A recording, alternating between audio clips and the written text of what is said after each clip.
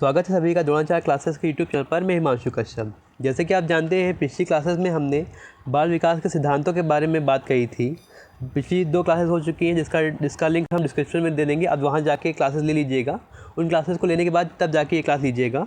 तो आज हम बात करेंगे बाल विकास और शिक्षा शास्त्र के तीसरे लेक्चर की, जिसमें हम सीखेंगे आज आनुवंशिकता के बारे में, वंशानुक्रम के बारे में और साथ में वातावरण का क्या प्रभाव पड़ता है बाल विकास में, इसके बारे में आज चर्चा करेंगे हम। तो वीडियो स्टार्ट करते हैं हम। तो पहले बात करते हैं आनुवंशिकता और वातावरण में से किसकी बात करेंगे हम?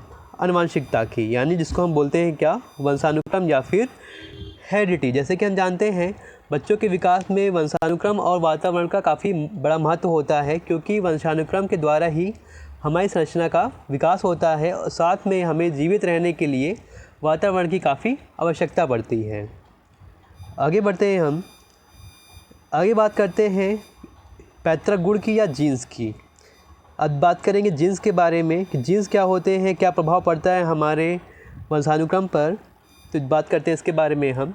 जैसे कि हम जानते हैं जब हमारे पैतृक गुण यानी कि जिसको हम जीन्स बोलते हैं हमारे बच्चों में स्थानांतरित होते हैं, तो उसे ही हम क्या कहते हैं, वंशानुक्रम कहते हैं या आनुवंशिकता कहते हैं। या हम ये कह सकते हैं कि एक पीढ़ी से ये F1 पीढ़ी हो गई और दूसरी पीढ़ी यानी कि मान लीजिए हमने कहा F2 पीढ़ी। तो एक पीढ़ी से दूसरी पीढ़ी तक जब माता पिता के जो गुण होते हैं, लक्षण होते हैं, विशेषताएं होती हैं, दूसरे पीढ़ी पहुंचती हैं, तो इसे हम क्या कहते हैं, वंशानुक्रम कहते हैं। और जिस माध्यम से ये जाते हैं इसको हम बोलते हैं क्रोमोसोम्स, या हम कहें जीन्स कहें।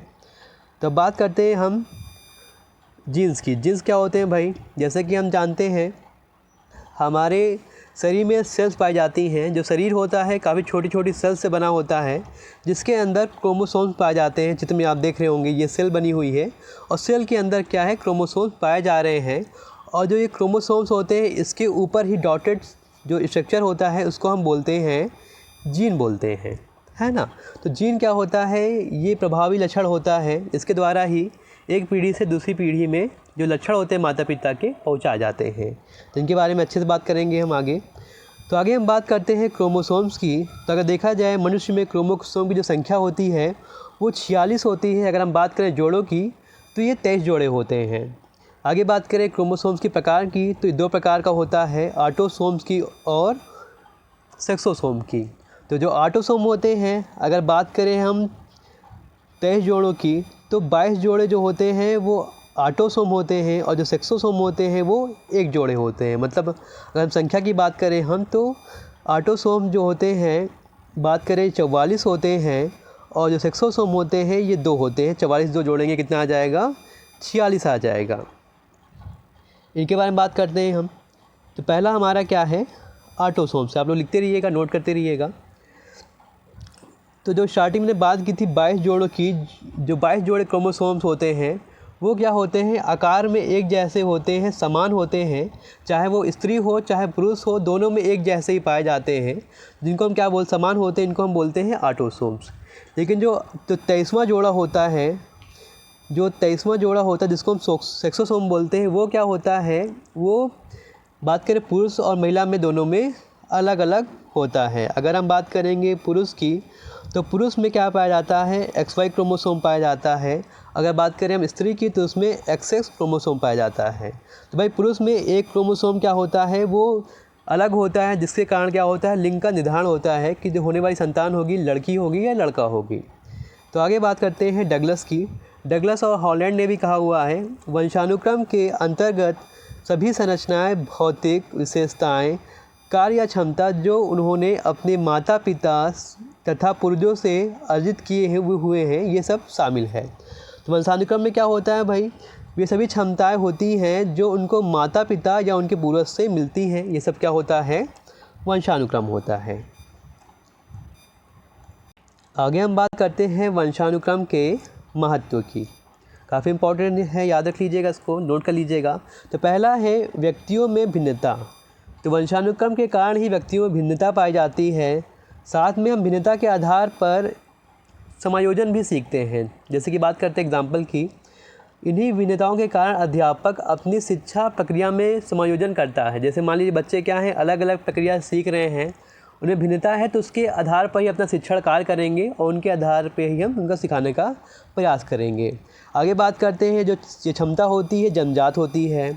जो वंशानुक्रम जो क्षमता होती है ये क्या होती है, जन्मजात होती है। वंशानुक्रम के द्वारा बालकों को जन्मजात क्षमताओं का पता चलता है जो अध्यापक को उनके शिक्षण कार्य में सहायक हो सकती हैं। आगे बात करते हैं बच्चों में लिंग भेद की। तो वंशानुक्रम के कारण ही बच्चों में लिंग भेद पाया जाता है। लड़के और लड़कियों में विषयों को लेकर क्षमता कम होती है और ज़्यादा भी होती है, अधिक भी होती है। अध्यापक उनके अनुसार ही शिक्षा व्यवस्था कर सकता है। तो ये होता है बच्चे में लिंग भेद के कारण भी, वंशानुक्रम के कारण बच्चों में लिंग भेद भी होता है। आगे बात करेंगे शरीर की संरचना की। तो शरीर की संरचना भी वंशानुक्रम के कारण ही होती है। तो ये महत्व है इसका, काफ़ी इंपॉर्टेंट है, ध्यान दीजिएगा। आगे बढ़ते हैं हम वंशानुक्रम के सिद्धांत की। सिद्धांत तो कई हैं लेकिन हम यहाँ पे 5 सिद्धांत की बात करेंगे जो महत्वपूर्ण हैं। तो पहला है भिन्नता का सिद्धांत। तो भिन्नता क्या होता है? भिन्नता के सिद्धांत के अनुसार बच्चों में भिन्नता पाई जाती है। भिन्न भिन्न पाए जाने के कारण माता पिता के जन्म प्लास की आवश्यकता होती है। अगर माता पिता का जो जन्म प्लास होता है जिसको हम बीज कोष बोलते हैं वो अलग अलग है, उसमें भिन्नता पाई जाएगी तो बच्चों में भी क्या है, भिन्नता पाई जाएगी। तो अगला है प्रत्यागमन का सिद्धांत। तो प्रत्यागमन क्या होता है? प्रत्यागमन का अर्थ होता है कि विपरीत गुणों का उत्पन्न होना ही क्या होता है, प्रत्यागमन होता है। जैसे कभी कभी हमने देखा हुआ है तीव्र बुद्धि वाले जो माता पिता की बच्चे होते हैं, संतानें होती हैं, कभी कभी वो मंद बुद्धि वाली होती हैं। या कभी कभी हमने ऐसा भी देखा हुआ है कि माता पिता अगर बुद्धि से कमज़ोर है लेकिन बच्चा क्या होता है, बुद्धिमान होता है। तो ये क्या होता है, प्रत्यागमन का सिद्धांत होता है कि माता पिता के लक्षण के अलावा जो उनके अंदर विपरीत लक्षण हैं वो उत्पन्न हो जाते हैं। तो ये क्या होता है, प्रत्यागमन का सिद्धांत होता है। अगला है बीजमैन का सिद्धांत या सेल सिद्धांत। इसके बारे में जानते हैं हम। जैसे कि हमने बात की थी जर्म प्लाज्म की, जिसे हम बोलते हैं जर्म प्लाज्म का सिद्धांत बोलते हैं, या हम ये कहें जीव द्रव्य का निरंतरता का सिद्धांत भी बोलते हैं इसको। इसके अनुसार बीज कोष एक पीढ़ी से दूसरी पीढ़ी की ओर संचारित होता है। मतलब कि जो जर्म प्लाज्म होती हैं वो एक पीढ़ी से दूसरी पीढ़ी की ओर जाते हैं और ये निरंतर ये प्रक्रिया होती रहती है। यही कारण इसे हम क्या कहते हैं, जनित्र द्रव्य का निरंतरता का सिद्धांत या जर्म थ्योरी भी कहते हैं इसको, जर्म प्लाज्म थ्योरी भी इसको कहते हैं। अगला सिद्धांत है गाल्टन का सिद्धांत, जिसको बोलते हैं जीव गणना। तो ध्यान दीजिएगा, गाल्टन ने कहा हुआ है इनके अनुसार बच्चे में कोई भी लक्षण केवल माता पिता से ही नहीं वरन दादा दादी से भी स्थानांतरित होते हैं। तो इन्होंने कहा है कि बच्चों में जो लक्षण आते हैं माता पिता के अलावा उनके दादा दादी से भी आते हैं। जब बच्चे में गुण पिछली पीढ़ी से स्थानांतरित होते हैं तो वह जीव सांख्यिकी या जीव गणना सिद्धांत इसको कहते हैं। जैसे कि आपने कभी कभी देखा होगा कि अगर किसी बच्चे के माता पिता को मधुमेह नहीं होता है लेकिन बच्चे को मधुमेह हो जाता है, डायबिटीज़ हो जाता है, तो कारण क्या होता है, शायद उनके दादा दादी को भी डायबिटीज़ हुआ हो। तो ये बात हुआ गाल्टन के सिद्धांत की। अब आगे बढ़ते हैं हम। तो आगे हम बात करेंगे बालक पर वंशानुक्रम का प्रभाव। तो पहला है प्रजाति की श्रेष्ठता पर श्रेष्ठता का प्रभाव। ये क्या होता है, जैसे कि हम बात करते हैं प्रजाति की। मान लीजिए जो प्रजाति श्रेष्ठ होगी उसकी बुद्धि भी क्या होगी, श्रेष्ठ होगी। अगर मान लीजिए उसकी प्रजाति अच्छी है, जैसे मनुष्य की बात करते हैं तो मनुष्य क्या है, एक अच्छी प्रजाति का जीव है, तो इसकी बुद्धि भी क्या होगी, काफ़ी बेहतर होगी, है ना। तो श्रेष्ठ, अगर प्रजाति श्रेष्ठ है तो बुद्धि भी क्या होगी, श्रेष्ठ होगी, उसका वंशानुक्रम भी क्या होगा, श्रेष्ठ होगा। आगे बात करेंगे सामाजिक स्थिति पर प्रभाव की। इसकी बात करते हैं, अगर मान लीजिए माता पिता प्रतिष्ठित हैं तो बच्चे भी क्या होंगे, उनके प्रतिष्ठा प्राप्त करेंगे, है ना। तो ये होता है सामाजिक स्थिति का प्रभाव। आगे बात करेंगे हम मूल शक्तियों का प्रभाव। तो ये क्या होता है, थॉर्नडाइक के मतानुसार बालक की मूल शक्तियों का प्रधान कारण उनका वंशानुक्रम है। जैसी माँ बाप की मूल शक्तियाँ होंगी वैसा ही बच्चे होंगे। तो जैसे मान लीजिए जैसे माता पिता की शक्तियाँ हैं वैसे ही क्या होंगी, बच्चों की शक्तियाँ होंगी। ये किसने कहा था, थॉर्नडाइक ने कहा था। तो आगे बढ़ते हैं हम। आगे क्या है, व्यावसायिक व्यवस्था का प्रभाव। जैसे कि हम जानते हैं, छोटा एग्जाम्पल लेते हैं कि एक परिवार है जिसमें माता पिता क्या है, कुम्हार हैं, तो संभावना हो सकती है बच्चा भी कुम्हार हो, क्योंकि क्या है, अगर परिवार में वो चीज़ें हो रही हैं तो बच्चा भी उससे प्रभावित होगा और सीखने का प्रयास करेगा। तो ये क्या होता है, व्यावसायिक व्यवस्था का प्रभाव होता है। आगे बात करते हैं शारीरिक लक्षण का प्रभाव। जैसे कि जानते हैं हम, अगर मान लीजिए माता पिता हैं, उनकी लंबाई अधिक है या लंबाई कम है, तो उसके अनुसार ही बालक की लंबाई और छोटेपन का भी कारण होता है। तो ये क्या होता है, शारीरिक लक्षणों पर प्रभाव होता है। आगे बात करते हैं चरित्र एवं मानवता का प्रभाव। जैसे कि माता पिता की बात करें, अगर माता पिता का चरित्र अच्छा होगा तो बच्चों का भी चरित्र क्या होगा, अच्छा होगा। तो ये बात हुई हमारी बालक पर वंशानुक्रम का प्रभाव की। आगे बढ़ते हैं हम, अब बात करते हैं हम वातावरण की। तो वातावरण क्या होता है, हमारे चारों तरफ जो फैला होता है उसको हम वातावरण कहते हैं, इन्वायरमेंट कहते हैं। हमारे शरीर को प्रभावित करने वाले जो सभी कारक पाए जाते हैं वो वातावरण में ही पाए जाते हैं। तब बात हम करेंगे वातावरण की। डगलस और हॉलैंड के अनुसार इन्होंने क्या कहा हुआ है वातावरण के बारे में जानते हैं हम। उन्होंने कहा हुआ है, वातावरण शब्द का प्रयोग उन सभी बाह्य शक्तियों, प्रभाव और दशाओं का सामूहिक रूप से वर्णन करने के लिए किया जाता है जो जीवित प्राणियों के जीवन, स्वभाव, व्यवहार, वृद्धि, विकास, परिपक्वता पर प्रभाव डालते हैं। मतलब वो इसके अंतर्गत वे सभी बाह्य कारक आते हैं जो हमारे जीवन को डायरेक्टली या इनडायरेक्टली प्रभाव डालते हैं, चाहे वो स्वभाव के बारे में हो, चाहे व्यवहार पर हो, बुद्धि पर हो, विकास पर हो, चाहे वो परिपक्वता पर हो। तो ये बात हुई किसकी, वातावरण या फिर परिवेश या फिर इन्वायरमेंट की परिभाषा की। आगे बढ़ते हैं हम वातावरण के प्रकार की। तो जैसा कि आप लोग जानते हैं, वातावरण जो प्रकार की बात करते हैं तो दो प्रकार का होता है, आंतरिक वातावरण होता है और बाह्य वातावरण होता है। पहले हम बात करेंगे आंतरिक वातावरण की। तो आंतरिक वातावरण क्या होता है, आंतरिक वातावरण से हम तात्पर्य लगाते हैं जन्म से पहले के वातावरण की। मतलब जब बच्चा क्या होता है, गर्भ में होता है, बात करेंगे हम 9 महीने की। तो इसमें क्या होता है, अगर माँ का जो स्वास्थ्य है अगर अच्छा होगा तो बच्चे का भी स्वास्थ्य क्या होगा, अच्छा होगा। अगर लेकिन माँ कोई नशीली दवाओं का सेवन करेगी, नशीली चीज़ों का सेवन करेगी, तो बच्चे का भी स्वभाव जो होगा ऐसा ही हो जाएगा और उसके अंदर भी विकास भी सही से नहीं हो पाएगा, इसका प्रभाव पड़ेगा बच्चे के ऊपर। तो ये होता है आंतरिक वातावरण। आगे बात करेंगे हम बाह्य वातावरण की। तो काफ़ी महत्वपूर्ण है, ध्यान दीजिएगा। बाह्य वातावरण के अंतर्गत भौतिक वातावरण आता है, सामाजिक वातावरण आता है, मानसिक और संवेगात्मक वातावरण आता है। तो स्टार्ट करते हैं हम भौतिक वातावरण से। तो भौतिक वातावरण क्या होता है, इसके अंतर्गत भोजन आता है, तापमान आता है, जलवायु आता है, घर और स्कूल आते हैं। तो ये सब कारक है जो बाह्य रूप से किसी बालक के विकास को प्रभावित करते हैं। ऐसे ही बात करते हैं सामाजिक वातावरण की। तो इसके अंतर्गत समाज आता है, चाहे वो माता पिता हो, परिवार के सदस्य हो, चाहे खेल का मैदान हो, चाहे आस पड़ोस हो, चाहे विद्यालय हो। तो ये भी बालकों को प्रत्यक्ष और अप्रत्यक्ष रूप से क्या करते हैं, उनके विकास को प्रभावित करते हैं। सबसे महत्वपूर्ण क्या है, मानसिक वातावरण। मानसिक वातावरण क्या होता है, इस वातावरण से अभिप्राय है दिमाग का विकास होना। वातावरण के साथ समायोजन करके हम अपने दिमाग का विकास करते हैं। अगर हम समायोजन वातावरण के साथ सही से नहीं करेंगे या वातावरण एक ऐसा होगा कि हम समायोजित भी नहीं कर पा रहे हैं अपने मस्तिष्क को, तो वहाँ पे क्या होगा, हमारा जो मस्तिष्क का विकास है सही से नहीं हो पाएगा, वहाँ पे बाधिर होगा। आगे बात करते हैं संवेगात्मक विकास की। जैसे कि हम जानते हैं कुछ बालक ऐसे होते हैं जिनके संवेग उनमें काबू नहीं होते हैं।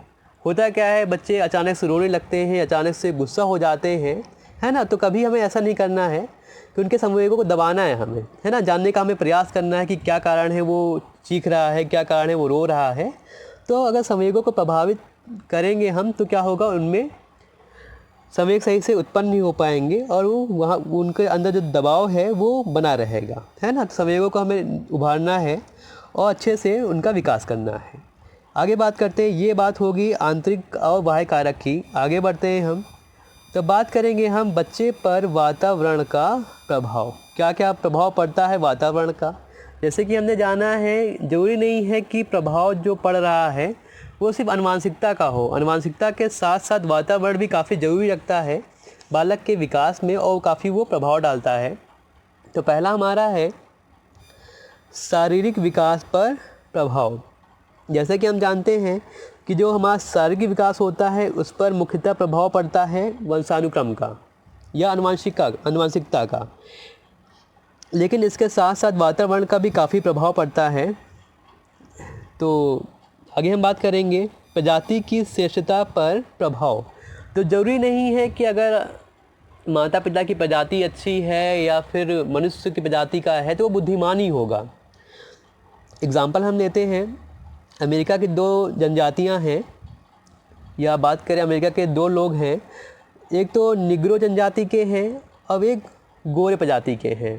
तो भाई जो निग्रो प्रजाति के लोग होते हैं उनमें बुद्धि क्या होती है, थोड़ी कम पाई जाती है, वो कम बुद्धिमान होते हैं। लेकिन जो गोरे प्रजाति के अमेरिकी होते हैं उनके बुद्धि क्या होती है, अधिक होती है, वो समझदार ज़्यादा होते हैं, उनमें शैक्षिक वातावरण भी अच्छे से उपलब्ध होता है। तो यहाँ पे बात होती है प्रजाति की श्रेष्ठता पर प्रभाव की। आगे हम बात करेंगे मानसिक विकास का प्रभाव। तो मानसिक विकास वंशानुक्रम के साथ साथ वातावरण के द्वारा भी प्रभावित होता है। ऐसे ही बुद्धि की बात होगी और व्यक्तित्व की बात होगी। आगे बढ़ते हैं हम बात करेंगे वंशानुक्रम और वातावरण के संबंध की। मैकाइवर और पेज ने कहा हुआ है वंशानुक्रम और वातावरण का संबंध योगात्मक नहीं होता है बल्कि क्या होता है, ये गुणात्मक होता है। इसको नोट कर लीजिएगा, काफ़ी इंपॉर्टेंट है। जो वंशानुक्रम होता है और वातावरण होता है, इनका जो संबंध होता है वो क्या होता है, गुणात्मक होता है। व्यक्ति वंशानुक्रम और वातावरण की गुणा के बराबर होता है, इन दोनों के योग के बराबर नहीं होता है। तो ये बात हुई वंशानुक्रम की और वातावरण की और उसके संबंध की, जो कि क्या था, गुणात्मक था। अब बात करेंगे हम प्रकृति तथा पोषण संबंध। भाई काफ़ी इंपॉर्टेंट एग्जाम में कई बार आया हुआ है प्रकृति और पोषण विवाद। इसके बारे में जानते हैं हम। जैसे कि हम जानते हैं वंशानुक्रम ही प्रकृति को कहते हैं हम, वंशानुक्रम है वही प्रकृति है और वही क्या है, वातावरण है। तो ये वातावरण को क्या करता है, पोषित करता है। वंशानुक्रम तथा वातावरण अभिन्न रूप से एक दूसरे से गुथे हुए हैं और दोनों क्या करते हैं, विकास को काफ़ी हद तक प्रभावित करते हैं।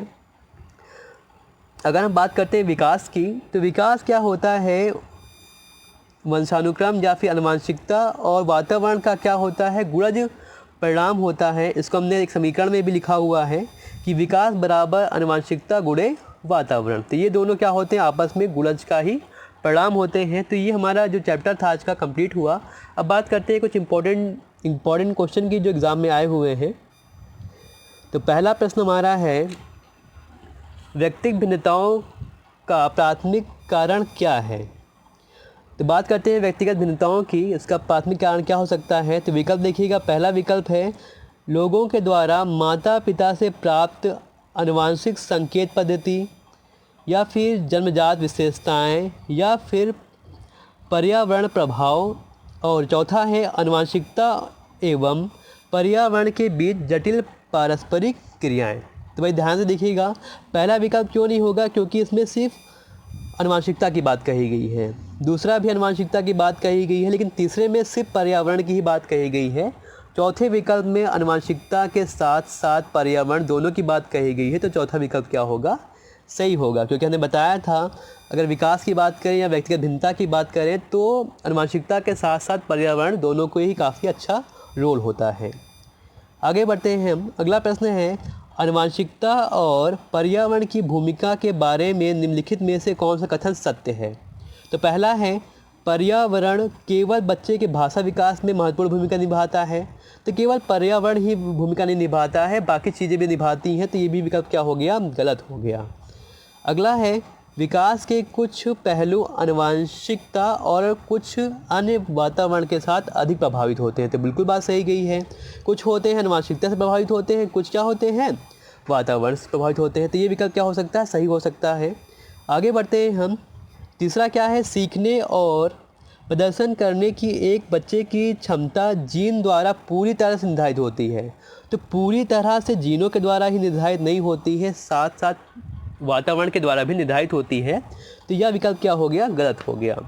अगला देखते हैं, अच्छी देखभाल और पौष्टिक आहार बच्चे के किसी जन्मजात विकार को दूर कर सकते हैं, है ना। तो ये ऐसा भी नहीं है, तो यहाँ पे ये विकल्प गलत हो गया। तो क्या हमारा सही होगा? हमारा जो दूसरा विकल्प था वो सबसे बढ़िया है, क्योंकि इनमें उसमें आनुवंशिकता के साथ साथ पर्यावरण की बात कही गई है, तो वो विकल्प क्या होगा? सही होगा। आगे बढ़ते हैं हम। तो अगला प्रश्न है, बच्चों में प्रतिभाशालिता के कारण हो सकते हैं। किसके कारण भाई प्रतिभाशाली बच्चा होगा? तो पहला है एक अनुशासित दिनचर्या। तो भाई अनुशासन में बच्चे को रहना ही नहीं है। अगर हम अनुशासन में रखेंगे तो बच्चा क्या है, सीख नहीं सकेगा, ना ही बढ़ सकेगा। अगला है आनुवंशिकता और वातावरण के बीच अंतःक्रिया। तो ये सही हो सकता है, क्योंकि इसमें आनुवंशिकता के साथ साथ वातावरण की ही बात हो रही है। अगला क्या है, एक संसाधन समृद्ध वातावरण। तो ये तो गलत हो गया भाई कि बच्चों को सारे संसाधन दे दो, है ना। सफल माता पिता, ऐसा नहीं है कि सफल माता पिता का बच्चा ही सफल होगा। तो यहाँ पे सेकंड वाला विकल्प क्या है, बिल्कुल सही होगा, बाकी सारे गलत हैं। आगे बढ़ते हैं हम, इसको ध्यान से सुनिए, काफ़ी लंबा है। एक 6 वर्ष की लड़की खेल कूद में असाधारण योग्यता का प्रदर्शन करती है। तो बच्ची क्या है, काफ़ी अच्छी है योग्यता में उसकी, खेल कूद में। उसके माता पिता दोनों ही खिलाड़ी हैं। मतलब बात हो रही है कि बालिका भी खिलाड़ी है और उसके माता पिता भी खिलाड़ी हैं। उसे नित्य प्रशिक्षण प्राप्त करने भेजते हैं और सप्ताह में उसे प्रशिक्षण देते हैं। बहुत संभव है कि उसकी क्षमताएं निम्नलिखित दोनों के बीच परस्पर प्रतिक्रिया का परिणाम है। देखो, अब माता पिता से खिलाड़ी है तो बच्ची भी खिलाड़ी है, तो ये क्या है, उसका आनुवंशिक लक्षण है। और साथ में उसको ऐसा वातावरण मिल रहा है जहाँ पे वो प्रशिक्षण ले रही है और खिलाड़ी बनने का प्रयास कर रही है। तो यहाँ पे हमारा आनुवंशिकता के साथ पर्यावरण दोनों होगा, तो पहला विकल्प क्या होगा, सही होगा। आगे बढ़ते हैं हम। अगला प्रश्न है हमारा, व्यक्तियों में एक दूसरे से भिन्नता पाई जाती है। अभी हमने आपको सिखाया था, पढ़ाया था अभी आपको भिन्नता का सिद्धांत। सभी में भिन्नता पाई जाती है, किसके कारण? वंशानुक्रम के कारण। तो पहला है हमारा जन्मजात विशेषताओं के कारण। तो ये सिर्फ हेरिडिटी की बात हो रही है। अगला है वंशानुक्रम और वातावरण के बीच अन्योन्य क्रिया। तो ये विकल्प क्या होगा, सही होगा, बाकी सारे गलत हैं। आगे बढ़ते हैं हम। अगला है प्रकृति पोषण विवाद। हमने कहा था काफ़ी इंपॉर्टेंट है, ये आया हुआ है, ध्यान दीजिएगा। तो प्रकृति का अर्थ होता है जो नैसर्गिक होती हैं, जन्मजात होती हैं, जो हमें माता पिता से मिलती हैं, जिसको हम क्या बोलते हैं, जिन्हें हम बोलते हैं वंशानुक्रम बोलते हैं, या बोलते हैं आनुवंशिकता। क्या बोलते हैं, एक सेकंड, हाँ, क्या बोलते हैं इसको, आनुवंशिकता बोलते हैं। लेकिन बात करेंगे पोषण की, तो पोषण क्या होता है, हमें वातावरण से प्राप्त होता है ना, इन्वायरमेंट से प्राप्त होता है। तो ये होता है प्रकृति और पोषण। अब पूछा गया है यहाँ पे किसके बारे में, प्रकृति के बारे में। तो देखते हैं भाई अब ऑप्शन को हम। तो पहला ऑप्शन है जैविक विशिष्टता या वंशानुक्रम सूचनाएं। तो भाई वंशानुक्रम सूचनाएं और जैविक विशिष्टताएं तो भाई प्रकृति होती है, बात तो सही है। अगला एक व्यक्ति की मूल प्रवृत्ति, तो ये तो नहीं होता है भाई। अगला है भौतिक और सामाजिक संसार की जटिल शक्तियाँ, ये भी नहीं होगा। हमारे आसपास का वातावरण, तो वातावरण तो पोषण में आता है, तो यहाँ पे प्रकृति की बात हो रही है, तो प्रकृति में क्या आएगा, हमारा पहला विकल्प आएगा जैविकी विशिष्टताएं या वंशानुक्रम सूचनाएं। आगे बढ़ते हैं हम। लास्ट प्रश्न है हमारा, आर्य तर्क देता है कि भाषा विकास व्यक्ति की नैसर्गिक प्रवृत्ति है। नैसर्गिक मतलब क्या होता है, जन्मजात होती है, जो माता पिता के द्वारा मिलती है ना। तो एक बच्चा कह रहा है कि जो नैसर्गिक प्रवृत्ति होती है, ये भाषा की प्रभावित होती है जन्मजात रूप से, है ना। लेकिन सोनाली का कहना क्या है, सोनाली महसूस करती है कि यह परिवेश से प्रभावित होती है। उसका मानना है क्या, ये परिवेश से प्रभावित होती है।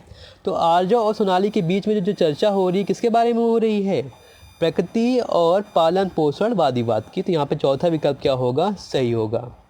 तो ये हमारा आज का टॉपिक कंप्लीट हुआ, साथ में हमने प्रैक्टिस भी कंप्लीट की। अगर आपने ये वीडियो देखा हुआ है तो आपका ये चैप्टर अच्छे से कंप्लीट हो गया होगा।